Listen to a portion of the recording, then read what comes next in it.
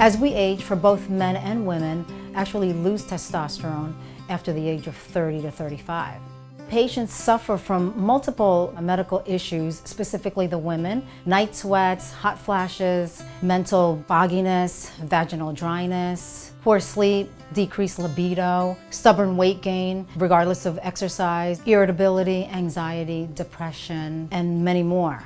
A lot of the patients come in complaining about their relationships and how they're falling apart. The good news is there may be a solution to their symptoms.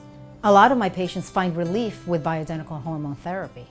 With pellet therapy, the body takes what it needs depending on their level of activity. Overall, my patients have improved their quality of life for both men and women. They literally tell me that it has changed their life, especially their marriage.